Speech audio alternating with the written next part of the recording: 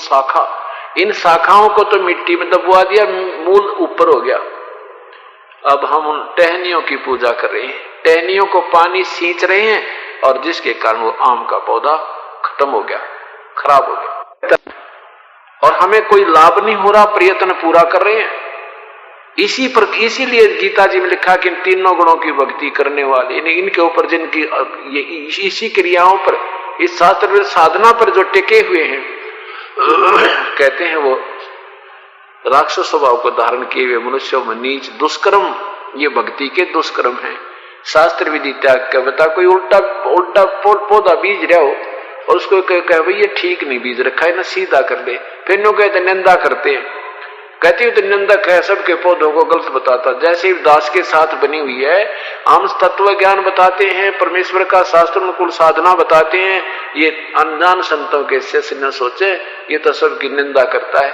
और हम कहते हैं तुमने पौधा उल्टा बीज रखा, इसको सीधा कर लो, बस इतनी सी बात है। और पौधा भी आम का कोई नाम दो, किक्कर का बीज रखे, बबूल का, अर्थात वो साधना भी पूर्ण परमात्मा की नहीं है। अब कहने का भाव ये है दास का कि जब हम शास्त्रों साधना करेंगे, यानी पौधे को सीधा बीज लेंगे, तो हम जड़ की सिंचाई करेंगे, तो हमारे संस्कार ऊपर पहुंचेंगे। हम हमारे जो संस्कार यहां पूर्ण परमात्मा को, पूर्ण प्रभु को इष्ट मानकर जो साधना करते हैं, जैसे पवित्र गीता जी के अध्याय नंबर 3 के मंत्र नंबर 12 से 15 तक लिखा है, 11 से 15 तक के जो यज्ञ करते हैं, जो यज्ञ नहीं करते हैं और जो करते हैं, क्योंकि सभी प्राणी अन्न से उत्पन्न होते हैं, अन्न वर्षा से उत्पन्न होता है, वर्षा शुभ कर्मों से होती है, शुभ कर्म इस ब्रह्म ने लगाए, क्योंकि हम कालजाल में फंसे तो ये ब्रह्म, यहां हमने ये क्रियाएं करनी पड़ती हैं। मजदूरी करेंगे तो 2 रोटी ये देगा, नहीं तो नहीं देगा, तो ये ब्रह्म ने लगाए। अनुवादकर्ताओं ने ब्रह्म का अर्थ वेद कर रखा है, गीता जी में ब्रह्म का अर्थ वेद कर दिया, ब्रह्म माने प्रभु होता है। अब राजा का अर्थ कोई संविधान कर दे वो अज्ञानी है, उसको ज्ञान नहीं। ब्रह्म का अर्थ प्रभु होता है, वेद नहीं होता। वेद तो एक ज्ञान है और ब्रह्म प्रभु है। राजा तो एक राजा मनुष्य होता है और संविधान उसका एक अलग पुस्तक होता है। आप कोई राजा का अर्थ संविधान करता है तो वह ज्ञानी है, उसने ज्ञान कभी नहीं। और फिर क्या आगे, ब्रह्म से उत्पन्न हुए कर्म, ब्रह्म से उत्पन्न हुए, यानी ब्रह्म न लाए, ब्रह्म के लोक में फंसे थे, यहां सब मजदूरी करनी पड़ी। और कहते हैं ब्रह्म की उत्पत्ति उस परम अक्षर परमात्मा से हुई, ब्रह्म भी उस पूर्ण परमात्मा से उत्पन्न हुआ। और फिर उसमें बताया है कि जो पूर्ण परमात्मा को, और वही पूर्ण परमात्मा ही यज्ञों में प्रतिष्ठित है, उसी को हर धार्मिक कर्म में पूर्ण रूप से उसी के निमित्त करना होता है। उसके बाद फिर वो आपका संस्कार जिस भी इष्ट के माध्यम से आप संबंधित है, चाहे वो आप किसी को ना भी पूजने तो भी आपको वो फल देगा ही देगा, वैसे नहीं देगा। इतनी सी बात थी। जैसे कोई फैक्ट्री में नौकरी करता है और फैक्ट्री में उसको नौकरी मालिक ने दे दी, अब उसने एप्लीकेशन लिखी तो पूजा करी मालिक की, और फिर उसने नियम बताया कि इन मर्यादाओं में रहते ये मजदूरी कर, तुझे ये दिहाड़ी मिलेगी। वो ऐसा कर रहा है तो उसको उसका वेतन निर्धारित कर दिया उस मालिक ने, और फिर वो दे रहा कौन, कल रख एक कैशियर दे रहा होता है, और वो उतना ही देता जो उसकी मजदूरी के उसके बने हैं, उससे कम जाता वो कैशियर नहीं कर सकता। वो तो उसकी फिक्स कर दी मालिक ने, वो तनख्वाह तो उसको ही दे सकता है। अब कोई नादान मालिक न छोड़कर उस कल रख के उस कैशियर के ऊपर आधारित हो जावे और उससे की चमचागिरी करता रहे तो वो भूखा मरे और उसको नौकरी से निकाल दिया जाता है। तो परमात्मा ये कहना चाहते हैं कि तो जिस मालिक ने सारी सृष्टि का पालन करता, वही वास्तव में तीनों लोकों में प्रवेश करके सबका धारण पोषण करता है। गीता जी के अध्याय नंबर 15 के मंत्र नंबर 17 में, और वही अविनाशी प्रभु वास्तव में है। तो कहते हैं उसको छोड़कर और तुम इन कैशियरों के ऊपर, ब्रह्मा विष्णु महेश तो कैशियर समझो उस परमेश्वर की तुलना में, आपका किया हुआ वर्क डन ही दे सकते हैं, इसमें कोई चेंज ये नहीं कर सकते, कोई बदल नहीं सकते। आज शिक्षित समाज है, सब बहन बेटी भाई कहीं न कहीं संबंधित है किसी संस्था से, या कोई उनको पता है कि कैशियर कौन होता है, मालिक कौन होता है। जैसे सरकार ने आपकी नौकरी लगा दी, तो आपने पूजा तो उसी राजा की ही करनी होगी। आप जहां मजदूरी करोगे उसके अधिकारी आपको अपनी हाजिरी लगाएंगे और कैसी तनख्वाह दे देगा, बस इतना काम है। और अगर तुम उस राजा के दिए हुए ड्यूटी को नहीं करोगे तो आप नौकरी से निकाल दिए जाओगे, बेशक उस कैशियर के तुम बालक खिलाते रहना। कहने का भाव यह है कि हम भूल गए उस विधि को जिस तरह भगवान हमें राहत देगा।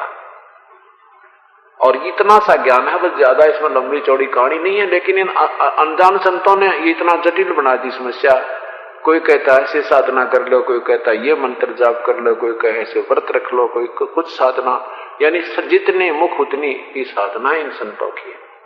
और वो सारी शास्त्र विधि रहित है, क्योंकि वो पवित्र गीता जी में प्रमाणित नहीं है, पवित्र वेदों में प्रमाणित नहीं है।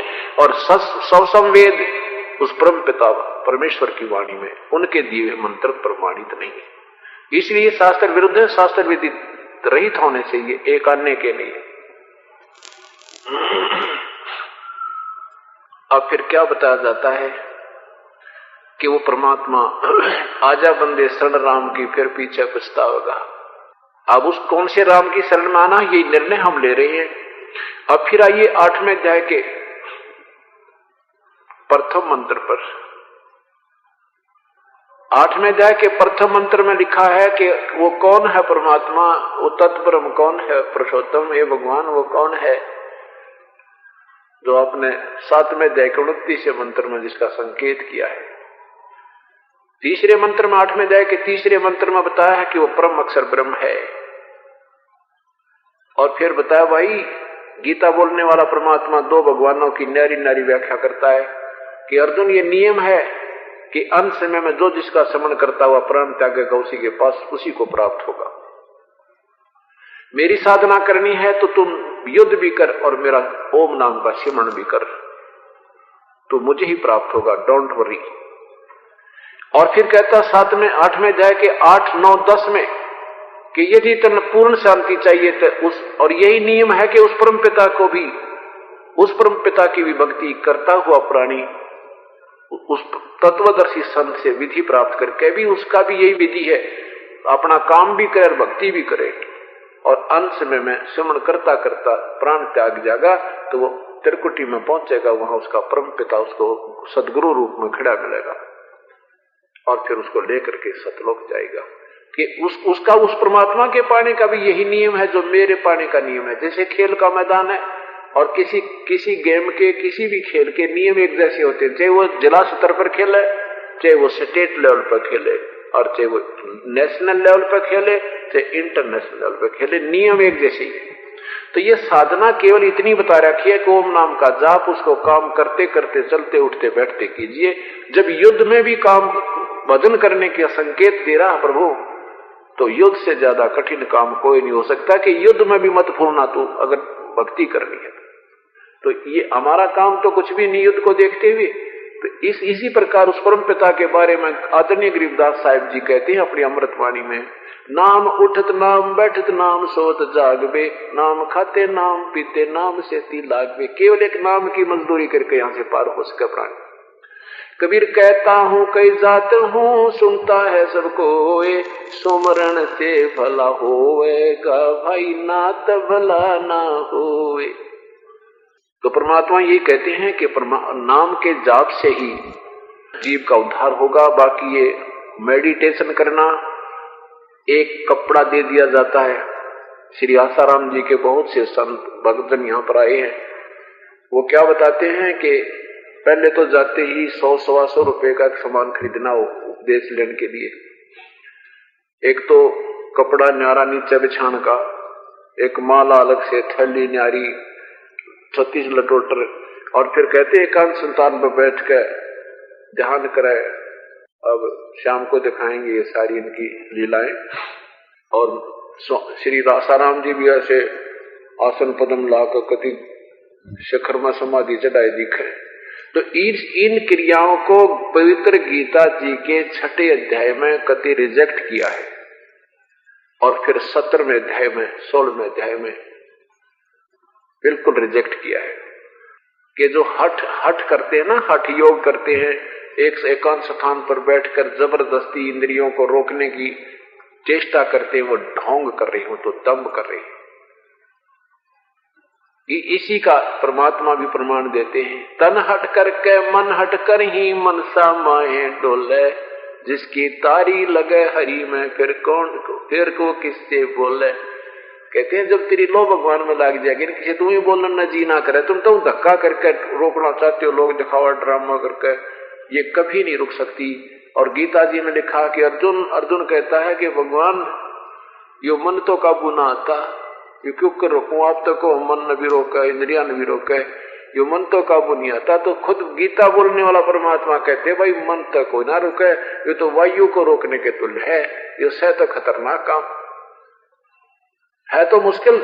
फिर इस मुश्किल में रोकोगे कैसे जब तुम खुद गीता बोलने वाला कह रहा है तो मुश्किल, फिर बता भी रहा है कि ऐसा कर, फिर इसको आगे जाकर रिजेक्ट करता स्वयं ही गीता बोलने वाला प्रभु। वहां तो वो कहता मैंने ऐसा सुना है, क्लियर ना करता कि गोल मोल रखना सबको। और 17वें अध्याय फिर कहे ये बिल्कुल ढोंगी होते हैं जो हट करके एकांत स्थान पर बैठ कर भक्ति करते हैं, ये पाखंडी होते हैं, इनको कोई लाभ नहीं होता, इनको नरक में ठोकूंगा। अब ये बातें जब आपके समझ में आएंगी, ये तत्व ज्ञान है, तत्व ज्ञान से ही ज्ञान होता है। और ज्ञान सब ज्ञानेड़ी भाई तत्व ज्ञान सो ज्ञान, जैसे गोला तोब का फिर करता चले मैदान। ये परमात्मा का, परमेश्वर कबीर साहब का जो ज्ञान है ये तोब का गोला है, अरे भी सब न डालेगा। जितने भी ये कागजी शेर बने बैठे थे, इवन सब की कड़ लगेगी, क्योंकि ये निराधार, ये बेसलेस है। और परमात्मा का ज्ञान केवल आधारित है, वो निराधार का कोई इसमें समावेश ही नहीं है, वो प्रमाण रहित ही नहीं है। हर शास्त्र, हर सदग्रंथ और प्रभु दृष्टा संत आज परमात्मा के एफिडेविट हैं, उसके गवाह है। क्योंकि हमारे को अज्ञान इतना बना दिया इन संतों ने। ये बात शुरू पहली बार कोई सुनता है तो एकदम ऐसी सचीची आ जाती है जैसे उफान आता है, और उफान आके एक बार तब ऊपर का उतरने हो जाता है, फिर उसको शांत होता है, फिर देखता है तो हो सचमुच सारा काम बिगड़ गया, फिर रोता है बेचारा बैठ के, जब मैंने जीवन खो दिया, हे भगवान सचमुच ये तो सचमुच सारी उल्टी कर रखी, सारी व्याख्या ही गलत दे रखी हमारे को। ब्रह्मा विष्णु महेश अजरो और अमर है सर्वेश्वर महेश्वर, ऐसा है वैसा है ना। व्यास जी ने मेरा आप पढ़ कर देखिए, सामने दिखाऊंगा आपको देवी भागवत, महापुराण, शिव पुराण, ब्रह्मा पुराण, इनमें ना ब्रह्मा को मालूम ना व्यास जी को ढंग से ज्ञान। व्यास जी कहते मैंने नारद जी से पूछा था, नारद जी कहते मैंने अपने पिता ब्रह्मा जी से पूछा था, ब्रह्मा जी कहते मैं तो कमल के फूल पर बैठा था, मेरा बेटा पता नहीं कहां से उत्पन्न हो गया। जब ब्रह्मा जी ने अपना बेरा मैं कौन हुरकिता आया हूं, तो बताओ वो उससे पहले का क्या ज्ञान देगा, उसके बाद की जो उसने आंखें देखी कहानी कोनी वह ठीक बता दी, वो सही बता रखी है कि जो भी होना जाना है इतनी होगी, मैं इतना ब्यों था मेरा। हम भाई एक और ब्रह्मा देखा, एक और विष्णु देखा, एक शिव जी और देखा, वही बेरा ना कौन थे, माता तो बुझावा गोल मोड़ कर गई। तो फिर वो हठ योग किया, पहले कहती थी कोई भगवत तेरा पिता नहीं, फिर वेद कहते हैं भाई कुल मालिक और है, फिर मान्यो माँ कहने लगी इतना मिला नहीं, बेसिक ट्राई कर दे, बताया कोई बात हुई। तो इस प्रकार ये ज्ञान ही तत्व ज्ञान या परमात्मा बिना सुलझ नहीं सकता, चाहे कितनी बात बना ले, चाहे कितना विद्वान दिखे, चाहे वो कितना हठ योगी दिखे, और कितनी प्रकार का वो आपने ढोंग करता दिखे। हमारी तरफ से हमारी दृष्टिकोण से अज्ञानता की वजह से चाहे वो कितना हमने सिद्ध भी दिखे, और चाहे वो सातों समुद्रों को भी पी ले, पर मुक्त नहीं है, वो प्राणी मुक्त नहीं है। सिद्धि कोई और चीज होती है, साधना और विधिवत साधना ये अलग चीज है, वस्तु है, ये परमात्मा पाने की है। अब जैसे किसी ने भांग बीज ली तो भांग होएगी, और जिसको 2 पत्ते खवा देगा वो चक्कर काटता फिरेगा, तो उससे बात तो नहीं, भूखा मर जाएगा, नरी भांग तो बात नहीं बने। तो परमात्मा जो पूर्ण ब्रह्म है उसकी साधना से ही जीव को सर्व लाभ होंगे।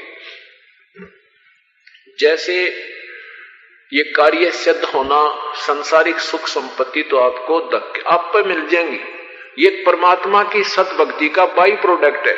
जैसे हमने कणक बीजनी है, गेहूं बीजना है, तो गेहूं बीजने का उद्देश्य ये होता है कि हम भूखे ना मरें, हमारे बालक भूखे ना मरें, गेहूं इसलिए बीजा जाता है। और गेहूं के साथ पशुओं का भूस तो आप बन जा, वो तो बिना बनाए बन जाएगा। इसलिए जो ये हम संसारिक सुविधाएं यहाँ के ठाट बाट जो चाव हैं, जितनी अधिक भक्ति करेंगे ना ढंग से विधिवत शास्त्र को इस परम पिता की इस दास से उपदेश लेकर, उतना गणा तूड़ा हो जाएगा, उतना ही ज्यादा भूस हो जाएगा आपके घर में, उतनी गणी सुविधा भी आएंगी, आपके ठाठम ठाठ भी हो जाएंगे। लेकिन एक सौदा और है जो गेहूं है, वो अलग है इस तरह। तो ये बाई प्रोडक्ट है। गेहूं बनाना चाहते थे, तूड़ा आपका बन गया। तो ये तूड़ा जो आपको बनेगा, ये चारा पशुओं का, ये भक्ति सत भक्ति तो आप बन जाएगा, आपके घर में ठाठम ठाठ हो जाएंगे। आप देख लेना 5 साल के बाद जो सही भक्ति करता हो, इन्होंने बकवाद करनी है कि तो 100 वर्ष लगे रहना, जिसका विश्वास नहीं मालिक में होगा, जो नियम तोड़ता रहेगा, उसको कोई लाभ नहीं होगा। वो चाहे बेसिक बात बनाओ, मैं भी नाम ले रहा था, मुझे कोई लाभ नहीं होता, वो उसकी क्रिया बिल्कुल शुरू से ही खराब हो चुकी है। पूर्ण श्रद्धा से समर्पण भाव परमात्मा में रखकर देखना, 5 वर्ष के बाद आपकी जुबान नहीं खुलेगी, ये भगवान में निवाह दे दे। कुछ पहले तो ज्ञान इतना हो जाएगा, कुछ मांगने को जी रहना। जैसे परमात्मा कहते हैं, क्या मांगो कुछ थिर ना रहाई, देखत नैन से जग जाई। 1 लाख पूत 1.25 लाख नाती, उस रावण का दीवान बाती। अब क्या मांगेंगे, रावण जितनी तो हम प्राप्ति भी नहीं कर सकते, सारी सोने की लंका ठाठम ठाठ है, सब कुछ था। और फिर इस अस्थायी वस्तु को क्या मांगे, आज रावण के नाम निशान भी को नहीं। तो इन सुविधाओं को मांग मांग के हम कितना मांगेंगे, हम मांगना ही बंद कर देंगे। आखिर में यही कहेंगे, साईं इतना दीजियो जिसमें कुटुंब समावे, हम भी भूखे ना रहे, अतिथि ना भूखा जाओ। इस प्रकार ये जब हम पूर्ण ज्ञान से परिचित हो जाएंगे, तब हम इस सत भक्ति पर सुचारू रूप से लगेंगे। और सुचारू रूप पर लगने के उपरांत ही परमात्मा हमें पूर्ण लाभ देगा, हमारे सर्व संकट भी दूर करेगा और हमारे ऊपर मेहर करेगा। तो प्रसंग चल रहा था कि जैसे अब हमने कौन से प्रभु की भक्ति करनी चाहिए। अब कुछ दिनों के बाद आपको अपना निर्णय हो जाएगा कि जैसे ब्रह्मा जी की, विष्णु जी की, शिव जी की भक्ति करते हैं, तो ये भी नासवान। देवी भागवत महापुराण के अंदर प्रमाण देते हैं कि हम तो जन्म और मृत्यु में हैं, हम अविनाशी नहीं है। गीता बोलने वाला प्रभु कह रहा है कि मैं भी नासवान, तो भी नासवान, अर्जुन अविनाशी कोई और है। तो फिर आखिर में हम उस अविनाशी की तरफ हमारा दृष्टिकोण बढ़ेगा, उसी परमात्मा को हम फिर पूर्ण रूप से भक्ति करके उसी की तलाश करेंगे। फिर हमारा अन्य भगवानों के अंदर श्रद्धा कैसी रह जाएगी। जैसे गीता जी में लिखा कि अर्जुन, जब आपको पूर्ण परमात्मा का पूर्ण ज्ञान और पूर्ण रूप से उसकी जो प्राप्ति हो जाएगी, उसका ज्ञान हो जाएगा, उसके उपरांत अन्य भगवानों में तेरी ऐसी श्रद्धा रह जाएगी जैसे बहुत बड़े जलाशय के मिल जाने के उपरांत, बहुत बड़ा जलाशय यानी सरोवर जिसमें 10 वर्ष भी वर्षा ना हो तो भी पानी समझ उसका जल समाप्त ना हुए, उसकी प्राप्ति के उपरांत जिस तो एक सामान्य जोहड़ पर, तालाब पर आश्रित था तेरा जीवन, क्योंकि पहले सिंचाई भी और पीना भी उस तालाबों से ही होता था, नदी नहर नहीं बना रखी थी, ना कोई ट्यूबवेल सिस्टम थे, तो उस पर आधारित है कि जिस समय जिस व्यक्ति को पूर्ण जलाशय, बहुत बड़ा जलाशय, परिपूर्ण जलाशय मिल जाता है, छोटे तालाब में उसकी आस्था जैसी रह जाती है, ऐसी तेरी परम पिता के ज्ञान होने के बाद अन्य भगवानों में रह जाएगी। अब जैसे वो छोटा जोहड़ गलत नहीं है, वो व्यर्थ नहीं है, लेकिन वो काम चलाऊ सरकार है, वो पूर्ण लाभदायक नहीं है, इससे पूर्ण परिचित हो जाएगा। ऐसे ही ये ब्रह्मा विष्णु महेश जी, ब्रह्म परब्रह्म, ये हैं, इन में भी थोड़ा बहुत राहत है, लेकिन 2 वर्ष वर्षा ना हुई, 1 वर्ष वर्षा ना हुई तो वो तालाब भी सूख जा, हम भी मर जाएं, उस पर आश्रित भी मर जाते हैं। इस प्रकार का है कि उस परम पिता के पाने के बाद, फिर इस ज्ञान को जानने के बाद कुछ भी जानना बाकी ना रहे। ये कौन बताएगा? तत्वदर्शी संत बताएगा। वो परमात्मा स्वयं ही आता है, वो स्वयं परमात्मा ही होता है, वो पूर्ण ब्रह्म ही होता है। अब कोई किसी प्रकार की साधना बताते हैं, कोई हठ योग बताता है। ये सब साधना व्यर्थ है। हमने केवल अपने सदग्रंथों के अनुसार साधना करनी होगी।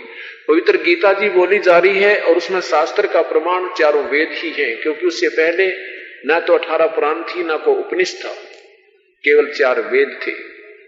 उसके बाद ये चारों वेद दोबारा राइट किए हैं वेद व्यास जी ने, और गीता जी को भी दोबारा बोली गई थी युद्ध में और लिखी गई है बाद में। जिस ऋषि के माध्यम से पूर्व हिस्ट्री लिखानी होती है तो वो उसको लिखवा देता है बैठ के, उसके अंदर प्रवेश करके। जो भी वार्ता, जैसे इस ब्रह्मांड में ये शब्द खंड नहीं होता, जो ये वार्ता हो रही है, ये चल रही है, ये जो कि तो आज से 1000 वर्ष बाद भी जिस ऋषि का, संत का ज्ञान योग खुल जाएगा, आज के एक एक शब्द को वो सुना सकता है और आपको लिखवा सकता है। उसके बाद उसको कुछ ज्ञान नहीं रहेगा। तो उसमें कौन होगा? उसमें वो ज्योति निरंजन प्रवेश करके और यहाँ के बोले हुए कंप्यूटराइज किए, समझो इनको जो का तो बोल देगा। तो ये ना सोचना कि युद्ध में गीता जी बोली गई थी और फिर बाद में वो कैसे, वो तो असत्य भी हो सकती है। नहीं, यही भूल है हमारे। जैसे तुलसीदास जी ने श्री तुलसीदास जी ने लाखों वर्ष पूर्व की रामायण दोबारा चौपाइयों के माध्यम से जो की तो लिख दी।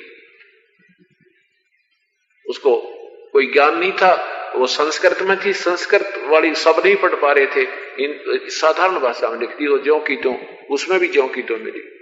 तो ऐसे आदरणीय गरीबदास साहब ने लाखों वर्ष, लाखों युग की पहले की कहानियां और आने वाले भविष्य में सैकड़ों और लाखों वर्ष पुरानी आगे की भी लिख दी और पीछे की भी अपनी अमृतवाणी लिख दी, क्योंकि उस परमात्मा ने उनका ज्ञान योग खोल दिया। ऐसा सतगुरु हम मिला, ज्ञान योग दिया खोल।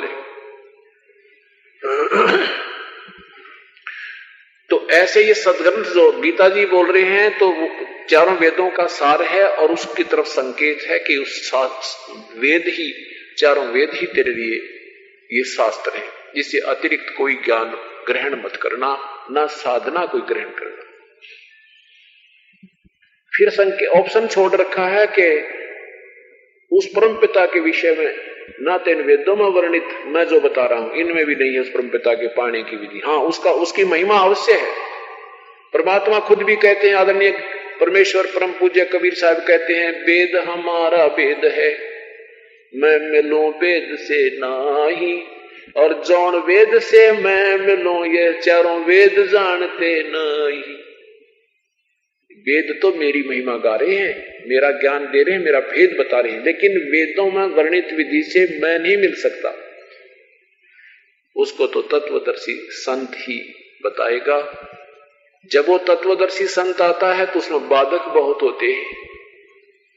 धर्मदास जी से कहा था प्रभु ने, धर्मदास जी ने कहा था, प्रभु अब मैं जिसको भी ये ज्ञान सुनाता हूं अपने संबंधी नातियों को, दोस्तों को, बहनों को, भाइयों को, तो सब उल्टे पड़ते हैं, सब उल्टे पड़ते हैं।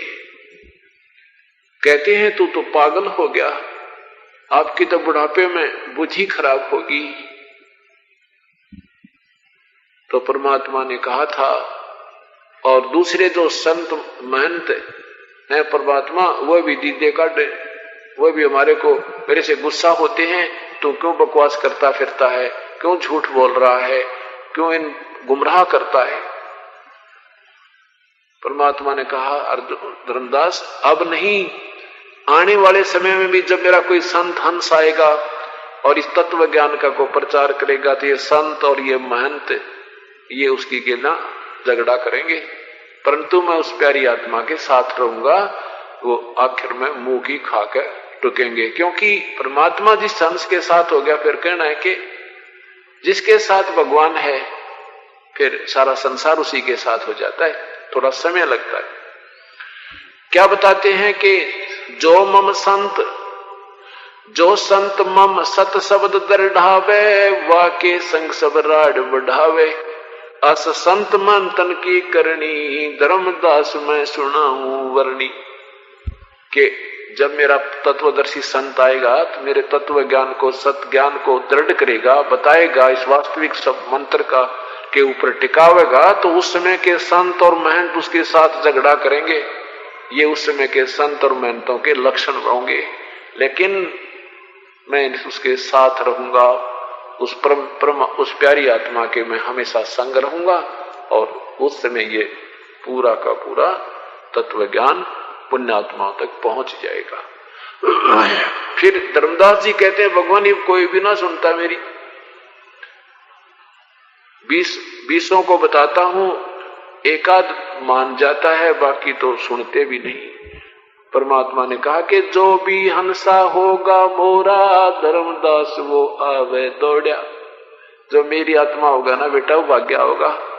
यही 4 बातें हम गांव-गांव में, घर घर में जाकर यही सत्संग सुनाया करते थे। जो प्यारी आत्मा प्रभु की थी वो हमारे साथ साथ आएगी, हमारे संग होगी, और ऐसे ढंग से होगी जैसे पहले से भक्ति करते थे। ये बिल्कुल निरसंशय ढंग से लगे। तो ये कैसा है, क्या बताया, वो कैसे मानेंगे कि जैसे कोयल होती है, कोयल अंडे नहीं देती, अलग घोंसला नहीं बनाती, अपने अलग से अंडे नहीं उत्पन्न करती। वो कौवी, मादा कौवे के घोंसले में अपने अंडे पैदा कर देती है जब वो कहीं चुग्गा चलने जाती है, और वहां उसके भी अंडे होते हैं। जहां कौवे के अंडे होते हैं, उस मादा कौवे के, उन अंडों में ही अपने अंडे उत्पन्न कर देती है। वह कौवी आती है, मादा कौवा आती है, तो उसने वो देखती है कि मेरे 2 अंडे थे, 4 हो गए। अब वो असमंजस में पड़ जाती है, कौन से मेरे हैं, कौन से दूसरे के। इस तरह से वो चारों को ही परवरिश करने लग जाती है, चारों की ही वो सेवा करती है, सेवा देती है। और जब वो बच्चे, अंडों से बच्चे निकल आते हैं, वो कोयल देखती रहती है। जब वो बच्चे उड़ने लग जाते हैं, दूर जाते हैं, फिर वापस आ जाते हैं, फिर दूर जाते हैं, फिर वापस आ जाते हैं, और फिर वो थोड़े से देख लेना उड़ारी भरने लग गए, तो एक बैठ जाती है दूर वृक्ष पे, वहां कुहू कुहू की आवाज लगाती है। और जो कोयल वाले बच्चे हैं, अपनी माँ की आवाज को एकदम अंदर कसक होती है, ऐसे देखते हैं, ऐसे देखते हैं, वो फिर बोलती है। फिर वो बच्चे दोनों उड़कर, वो कोयल वाले बच्चे उड़कर उस मीठी आवाज की तरफ चल पड़ते हैं, अपनी माँ की आवाज की तरफ। और कभी भी पीछे उड़ती है कि मेरे बच्चे गए, और वो कोयल उड़कर आगे चल पड़ती है, कुहू कुहू करती हुई, फिर दूसरे वृक्ष पर बैठकर बोलने लग जाती है। तो कभी सोचती है कि ये तो बच्चे गए सो गए, कहीं वो घोंसले वालों को कोई और आपत्ति ना आ जाए, वो उनको छोड़कर वापस आ जाती है, और कोयल अपने बच्चों को लेकर उड़ जाती है। ऐसे परमात्मा की ये वाणी, ये अमृत वाणी, ये कोयल की वाणी, गांव-गांव में, नगर-नगर में सीडी लगा करके, सीडी के द्वारा, समाचार पत्रों के माध्यम से ये परमात्मा अपनी कोयल वाणी बोली बोल रहा है। और जो परमात्मा के पिछले जन्म जन्मांतर से साधक हैं, वो उसके बच्चे हैं, और उसी परिवार का दूसरे सदस्य नहीं नाम ले रहे हैं, वो परमात्मा के किसी जन्म में हंस नहीं रहे, वो काल के हैं। और कोयल वाले भाग आ रहे हैं, चाहे कुछ भी कर ले, चाहे सारा संसार एक तरफ हो जाए, जब ये ज्ञान समझ में आ जाएगा, ये जीव उल्टा नहीं हट सकता। इसको पूरा रोशनी हो जाती है। ये 2 दिन के नाते, बहन और भाई के, पति और पत्नी के, माता और पिता के, कल मृत्यु के बाद कोई साथी नहीं है। हाँ ठीक है, हम जब तक जीवित हैं, हमने अपने पूरे नातों को शिष्टाचार से भी निभाना है, लेकिन हमारे कोई भक्ति में बाधक होता है, वो हमने बिल्कुल स्वीकार नहीं करना। चाहे वो लड़ना भी नहीं है, चाहे हमने मारे चाहे कूटे। एक भगत जी कह रहा था, जी मैं सत्संग में जाने लगा तो घर वाले आर्य समाजी थे, और मेरे यह बात समझ में आ गई, तो मैं हल जोत रहा था, तो मेरे पिताजी ने हमारा रिश्तेदार बुला लिया। मैं जब नहीं माना कि दिन में तो काम करूं पूरा, कोई बाधा नहीं आने दूं, रात में सत्संग सुन जाऊं, और सुबह फिर उनका वक्त से हल जोड़ दूं। उनको कोई दिक्कत भी नहीं थी, कोई काम में मैं दिक्कत नहीं आने देता था। अपनी नींद में चाहे मैं बेशक दुखी हो जाता, उक्का मैंने छोड़ दिया। उस समय को अपना नींद काट लो, 10-20 मिनट जिसे लगे, और अपना काम करता रहता हूं। तो घर वालों ने ये भी नासो आया कि तू तो पता नहीं किस पाखंड में बढ़ गया। तो कहते हैं मेरे पिताजी ने मेरा बहन का बटेऊ बुला लिया, 1-2 रिश्तेदार बुला लिए, भैया तिछ ने समझा, जो मानता नहीं। तो मैंने उनसे समझा भी मानता क्यों नहीं मैं, हम सत्य को मान रहे हैं, तुम असत्य पर घाटा जोड़ रहे, थारी आपकी कैसे मानू मैं।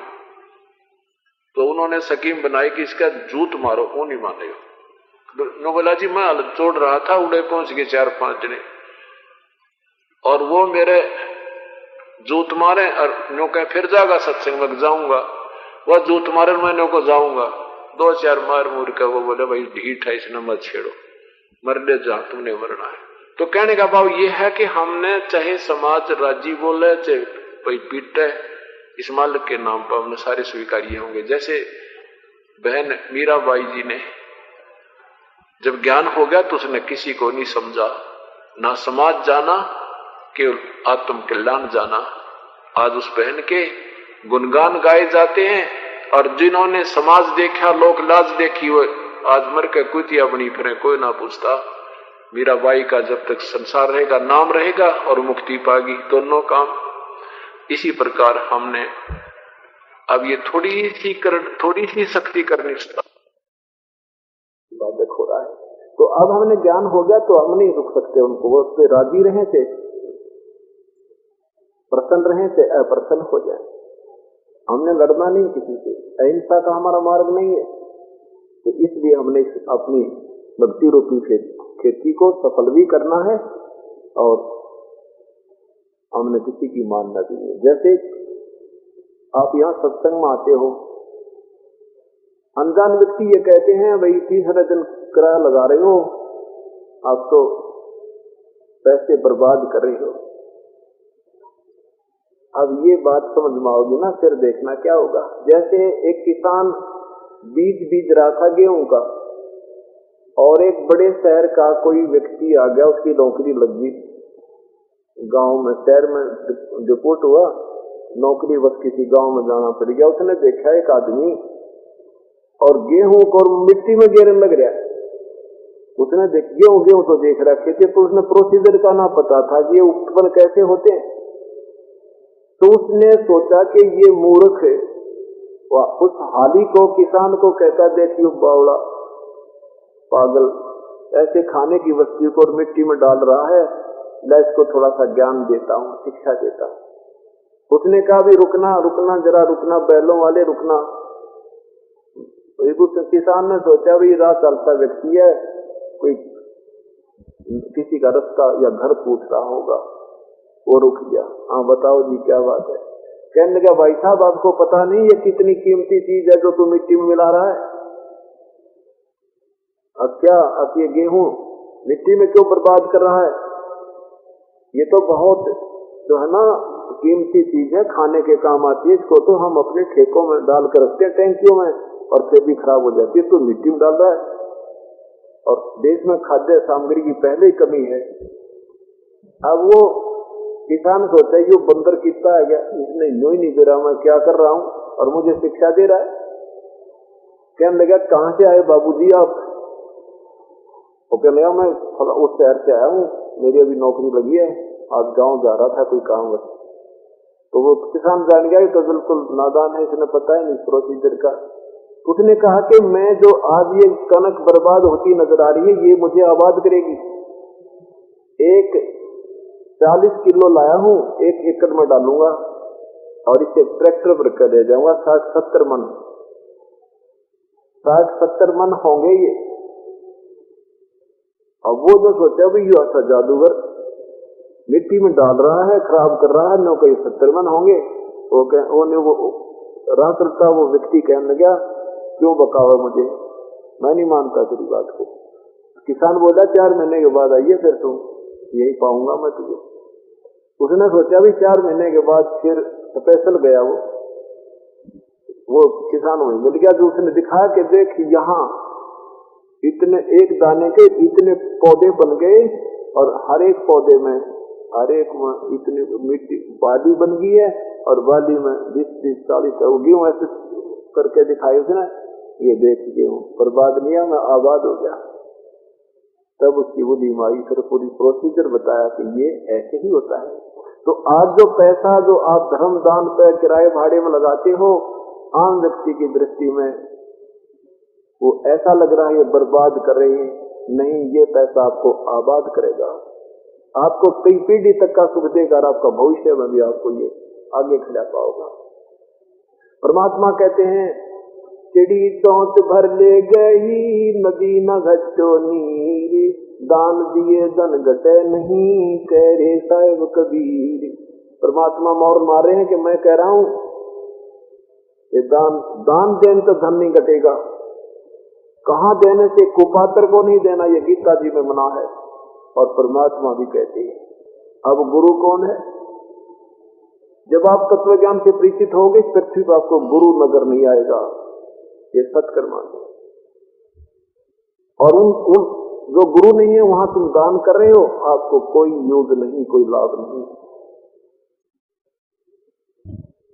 परमात्मा कहते हैं धर्म तो धक्के नहीं से धक्को तीनों लोगों के, खैरायत में खैर है कीजिए आत्म पोख।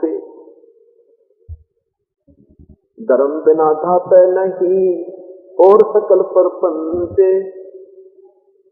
आस दरानी क्यों कर है तन दिया हो तो संच। के धर्म के बिना, दान के बिना ये जीव का आधार बेस नहीं बनता।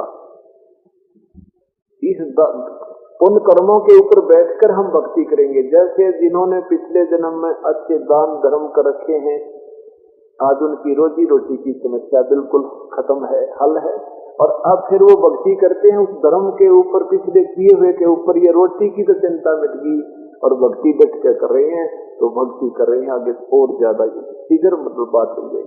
और दूसरे जो जिन्होंने पिछले जन्म में धर्म नहीं कर पाए, अब उनको रोजी रोटी की समस्या सामने है।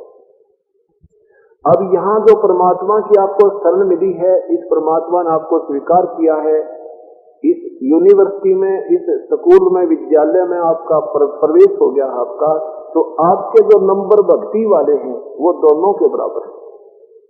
चाहे यहाँ कोई अरबपति है तो खरबपति से बिल्कुल हैंड टू माउथ, बिल्कुल गरीब आदमी, और परमात्मा के चरणों में उसने नाम मिल गया उस प्यारी आत्मा को, तो वो दोनों के पिछले जो भक्ति वाले संस्कार हैं वो तो बिल्कुल बराबर है। वो बिल्कुल उनका जो क्राइटेरिया होता प्रभु के स्वीकार करने वाला, जिस प्रवेश पाने वाले मार्ग उनके पूरे हैं, उनके 98% नंबर सारे के हैं उन लोग, 80 से ऊपर हैं आपके सबके जो यहाँ पर प्रवेश पा चुके। बाकी रही बात कि आपकी आर्थिक स्थिति किसी की अच्छी है, किसी की गलत है, कम है, तो आपके पिछले जन्मों के वो संस्कार अब तक है। अब नए सिरे तो शुरू होंगे। अब क्या होगा कि जितना भी आप पुण्य दान प्रथम मंत्र का जाप आदि करते हो, ये आपकी जेब खर्च है, और इससे आपका इस जन्म में भी क्रेडिट देगा भगवान, और बाकी फिर आपको सतलोक में जाने के लिए कन्वर्ट कर देगा जो ज्यादा पुण्य आपने किया है। तो कहने का भाव ये है, परमात्मा यही कहना चाहते हैं कि तत्व ज्ञान को समझो और समझ कर फिर ये अपने ढंग से भक्ति करोगे जब यह बात करोगे। दंत कथा सुना रखी संतों ऋषियों ने, जिसके कारण हम खेलोगे। तो इसलिए परमात्मा कहते हैं कि ये आप किसी की मत सुनना।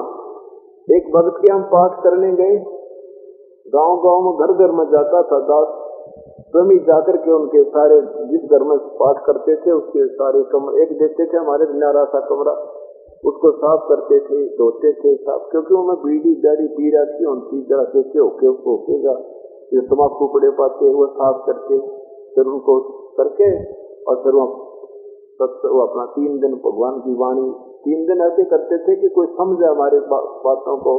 3-3, 4-4 दिन, सुबह भी, दोपहर में भी, शाम में भी सत्संग गिरा करते थे, समझाते थे, 10-20 व्यक्ति आते थे। एक भक्त के यहाँ सत्संग हो रहा था, उसने नया मकान बना, उसका कुआल में चढ़ रहे थे, दरवाजे नहीं चढ़वा रखे थे और पाठ करवा दिया।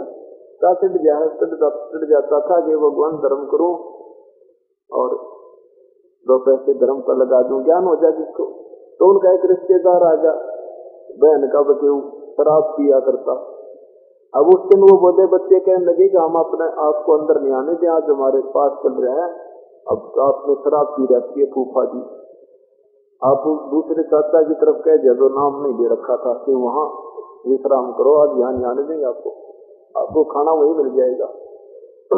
वो तो वहां चले गया, उसको शराब पी रहा पड़ गया।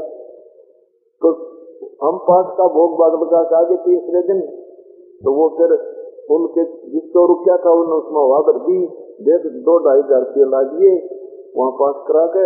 ऊपर इनके कुआड़ है ना, वो चढ़ मेरे दरवाजे कहना था, क्योंकि अपने कुआड़ क्यों ना चढ़ 2,500 रुपये खो दिए। तो वह बोली उसने बेटे, उन्हें बोली तो उनको कहने लगे तुम क्या के धर्म करो, काहे का धर्म करते हो, कुआड़ ना चढ़वाएंगे खरे पे, और ये पैसा बर्बाद कर दिया। अब वो नादान आप दारू पी रहे सच्चा जीवन में जो परमात्मा का धर्म कर रहे हैं, भक्ति कर रहे हैं, तो वो क्या मानना उस नादान की बारी को। उन्होंने ये कहेगा पीछा छुटवाया कि कुआड़ भी चढ़ देंगे, कुआड़ भी भगवान चढ़वा होगा, धर्म के बार बार थोड़ा ही होता है। तो कहने का भाव ये है कि हमें शिक्षा वो देते जिनमें कहने का ज्ञान नहीं, तो हम उनकी नहीं मान सकते, क्योंकि हम परमात्मा के तत्व ज्ञान से परिचित हो गए। बोलो सतगुरुदेव की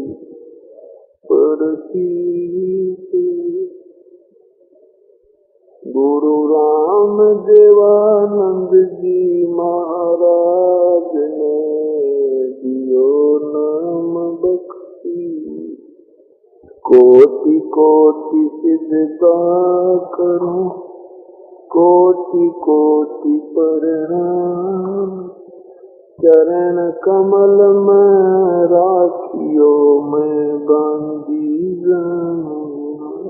अवगुण किए तो बहुत किए, करत न मानी हारे, बामे बंदा बख्श दियो, बामे गर्दन उतार। अवगुण मेरे बाप जी बख्शो गरीब नवाजी, जो मैं पूत कपूत हूँ मोहर सता कूड़ा, मैं अपराधी जन्म का नक्षक बरेग का, तुम दाता दुख वंदना मेरी कर समय। कूता तेरे दरबार का मोतिया मेरा नाम, गले प्रेम की रस्सी गांठें तो वहां जाऊं। तो करो तो बावड़ो, दूर दूर करो तो जाऊं। जो रखो चाहिए हो, जो देवो सुख। कबीर ये तन विष की बेलड़ी, गुरु अमृत की खाने, शेष दिए जो गुरु मिले, तो भी सस्ता जाए। गुरु गोविंद दोनों खड़े, किसके लागू पाए, बलिहारी गुरु अपना, जिन गोविंद दियो मिलाए। 7 द्वीप 9 खंड में, गुरु से बड़ा ना को, करता करे न कर सके, गुरु करे सो। कबीर द्वार धनी के पड़ा रहे, द्वार धनी के पड़ा रहे, धक्के धनी के खावे। तो काल झक झोलगी पर द्वार छोड़ नहीं जावे। कबीर साहब के दरबार में कमी कहे की ना, अंसा मौज नहीं पावता तेरी चूक सा करीना।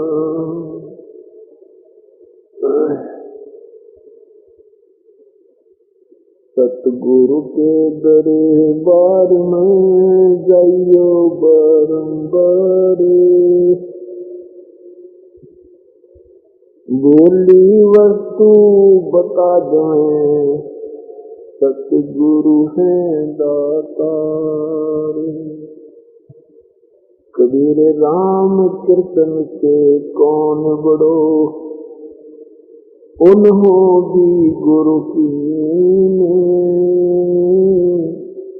तीन लोक के ये धनी, गुरु आगे अधीन।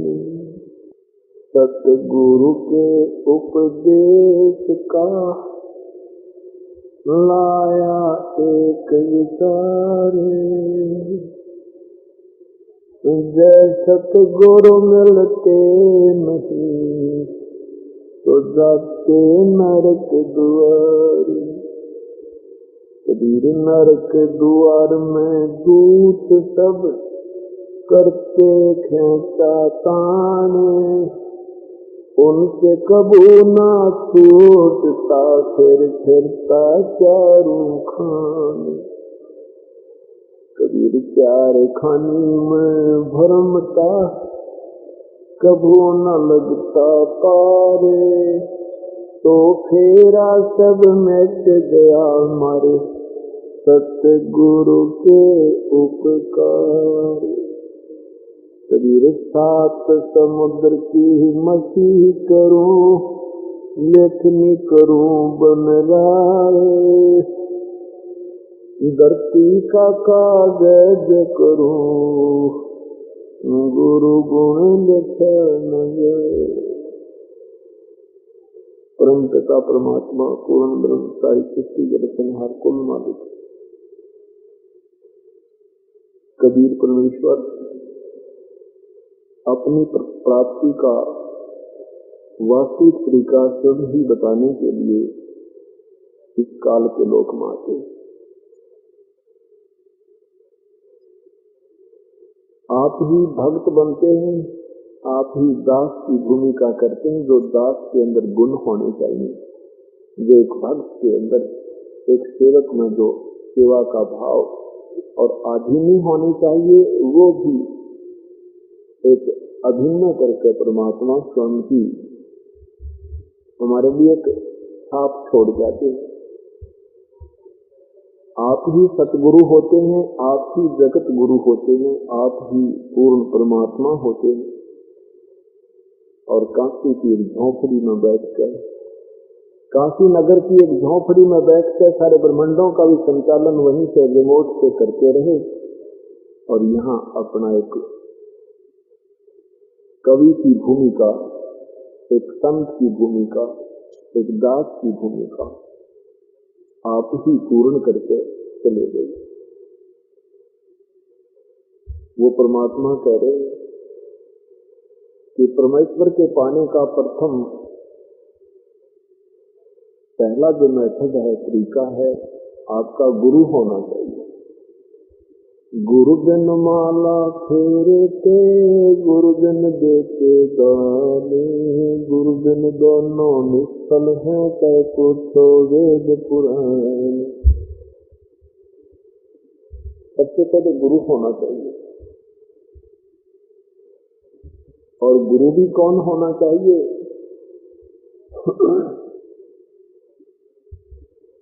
कैसा होना चाहिए? गुरुजी पूर्ण होने चाहिए, तत्व ज्ञान के भेदी होने चाहिए और प्रभु की कृपा पात्र होने चाहिए।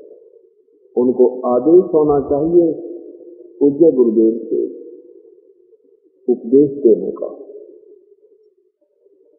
और फिर उन एक कड़ी होती है, एक लिंक होता है, उससे उनका ऊपर से लिंक भी होना चाहिए। और साथ में संत वही होता है जिसको प्रभु का साक्षात्कार हो जाता है। उसके उपरांत वो उन्हीं का स्वरूप हो जाता है। परमात्मा कहते हैं, मम संत मुझे जान मेरा ही स्वरूपम। जो मेरा कृपा पात्र संत है उसको मुझे ही मानना, मेरे तुल्य ही समझना।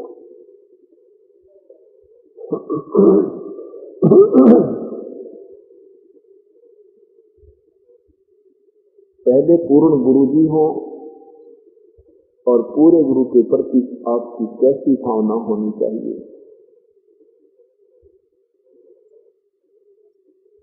गुरु मानुष कर जानते ते नरक में अंधे, ओए दुखी संसार में आग काल के फंदे।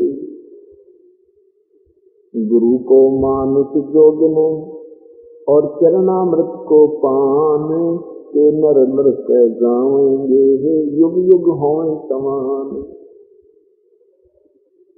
परमात्मा कह रहे हैं कि जब पूर्ण संत आपको मिल जाए उसके प्रति आपकी ऐसी भावना होनी चाहिए कि आपके समक्ष परमात्मा बैठे।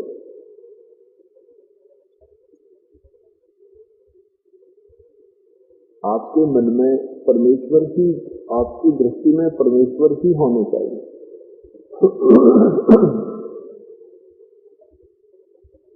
कैसे? परमात्मा कहते हैं कि जब मैं आऊंगा इस पृथ्वी लोक में, आते हैं परमात्मा, तो वो भी एक मनुष्य जैसे ही है और तत्व ज्ञान के अभाव से रमंदा करें,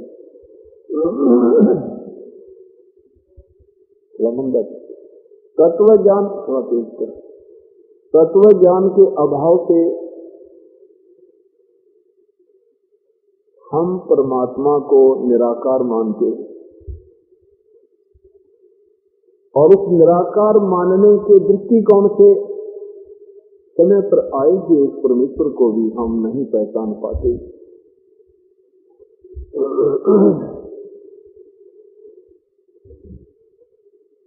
थोड़ा तेज और कर। तो वो परमेश्वर, हाँ ठीक, वो परमेश्वर कहते हैं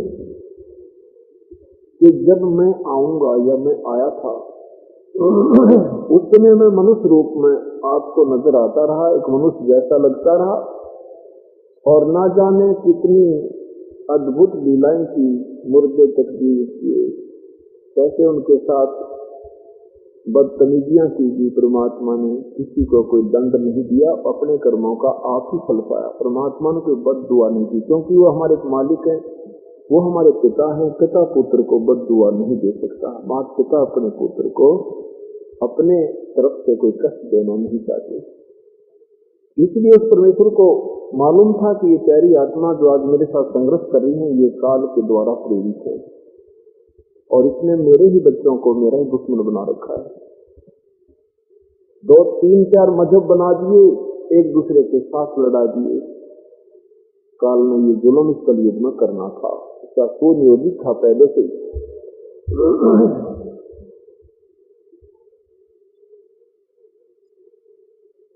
परमात्मा कहते हैं कि जब मैं मनुष्य रूप में आता हूँ, मनुष्य रूप ही है मेरा, मनुष्य रूप में आता हूँ। अपना तेजों में शरीर को गुप्त रखना पड़ता है, क्योंकि वो तेजों में शरीर यहाँ प्रकट हो जाए तो किसी ने कुछ भी ना दिखाई दे, उल्लू कैसी आंखें हमारी, इस परमात्मा के तेज को हम देख नहीं सकते।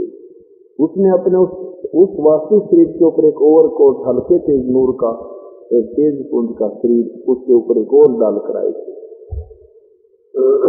मनुष्य जैसे नौकियों के यूं है, जैसे बल्ब के ऊपर कोई और प्लास्टिक चढ़ा दे तो वो बहुत कम उसकी डिम लाइट हो जाती है।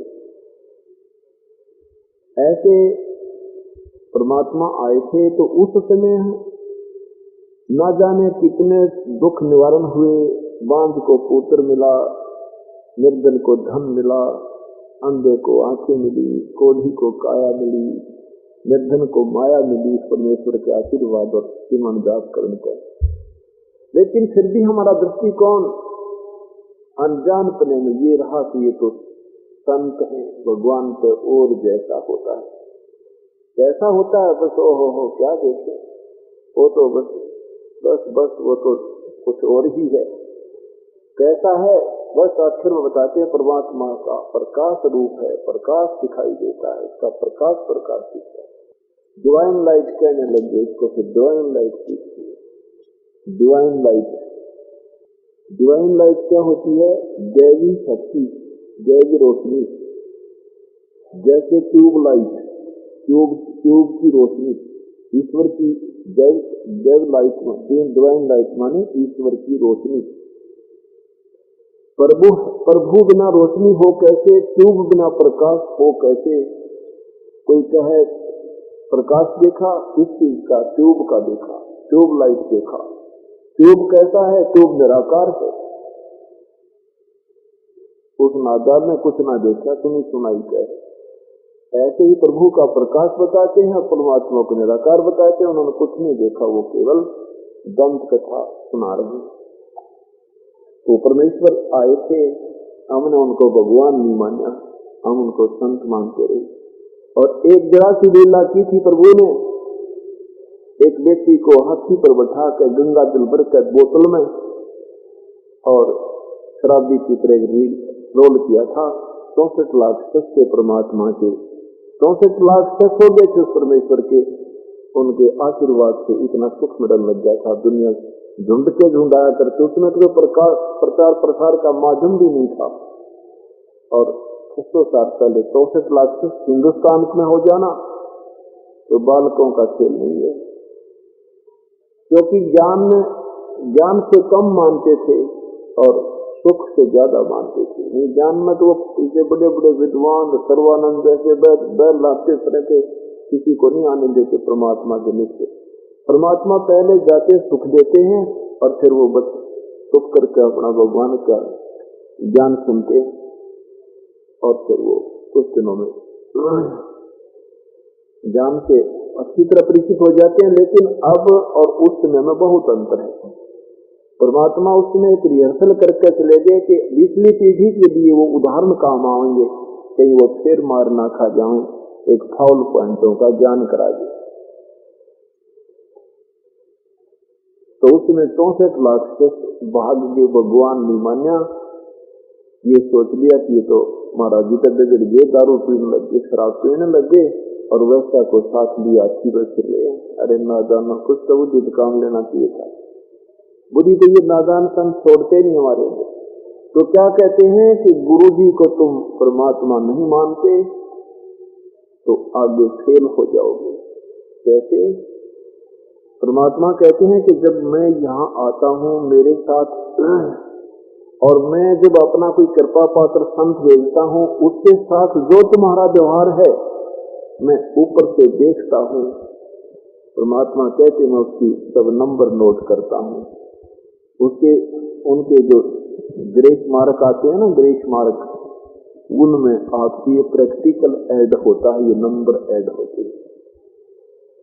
तो यहाँ परमात्मा कहते हैं अगर मान लीजिए इस दास के स्थान पर परमेश्वर स्वयं होते तो आपका क्या व्यवहार होता? परमात्मा कहते हैं कि इस दास के स्थान पर मैं होता, जो व्यवहार तुम आज इस दास के साथ जैसा लगाओ, जैसी श्रद्धा आपकी है वही प्रभु में गिरी जाती है। इसलिए आपने परमात्मा इस दास को मानना पड़ेगा। चाहे मैं 2 कौड़ी का जीव हूं, परंतु फिर भी आपको परमात्मा मानना पड़ेगा, तभी आप सफल होंगे। जैसे एक मैथमेटिक्स के अंदर एक प्रॉब्लम आती है, एक क्वेश्चन आता है, इस चीज का हिसाब में गणित के अंदर एक ब्याज का, ऋण का सवाल होता है, प्रश्न होता है, उसमें पूछना होता है, उसमें मूलधन निकालना होता है। तो उसके लिए मानना पड़ता है, मान लीजिए मूलधन 100 रुपये, और 100 रुपये मूलधन मान के फिर उससे दर निकलता है, रेट निकलता है, प्रतिशत, और फिर उनका आपस में मल्टीप्लाई करके वो मूलधन प्राप्त होता है। यदि उसमें 100 रुपये मूलधन नहीं माना जाए तो वो वास्तविक मूलधन प्राप्त नहीं होता, जो करोड़ों रुपए का होता है। इसी प्रकार गुरुदेव को आपने परमात्मा मानना पड़ेगा। मान लो गुरु जी भगवान, और फिर आपको वो मूल मालिक प्राप्त होगा, जिसका कोई विकल्प नहीं। इसलिए प्रभु कहते हैं गुरु मानुष कर जानते ते नर कहिए अंधे, ओए दुखी संसार में आगे काल के बंदे। फिर आगे क्या बताते हैं? आदमी वीरदास साहब जी ने अपने सदग्रंथ में एक कथा बताई है कि एक कागभूषण नाम के बहुत बड़े अच्छे महापुरुष हैं। उनका ऊपर मुख तो काग जैसा है, चोंच तो कव्वे जैसी है, बोलता मनुष्य की तरह है, बाकी शरीर देवताओं जैसा है, मनुष्य जैसा है। एक बार गुरुदेव के साथ उनका आपस में संवाद हुआ था, गुरु जी के साथ। तो गुरु जी ने पूछा था कि आपकी इतनी उपलब्धि कैसे हुई कागभूषण जी? मैं काफी दिनों से सोच रहा था आपसे जानूं आपकी ये कहानी। तब कागभूषण जी ने कहा कि गुरुदेव मेरी लंबी कहानी है, बताता हूँ। मेरे ना जाने कितने मनुष्य जीवन बर्बाद हो चुके थे, मैंने कभी भक्ति नहीं करी। एक समय मैं 20 वर्ष की आयु का था, उस समय अकाल गिर गया, मेरे माता पिता भी मर गए, मेरे भाई बहन भी मर गए, और मैं 20 वर्ष की उम्र में जवान था। मैंने कुछ थोड़ी सी भूख ज्यादा सहन कर ली और मैं बच गया, और वहां से निकलकर अवंतिका नगरी में पहुंच गया। वहां पर अकाल नहीं था, वहां अन्न तो पेट भर खाया। फिर एक मंदिर में एक पंडित जी कथा कर रहा था, वहां पहुंच गया। मैंने अपना सारा दुख रोया कि हे स्वामी जी, ऐसे ऐसे मैं बर्बाद हो चुका हूँ। उस पंडित जी ने मुझ पर रहम आया, अपने पुत्र की तरह वहां रख दिया, बेटा तू मेरे पास रहे। 6 महीने तक मैंने उसका सब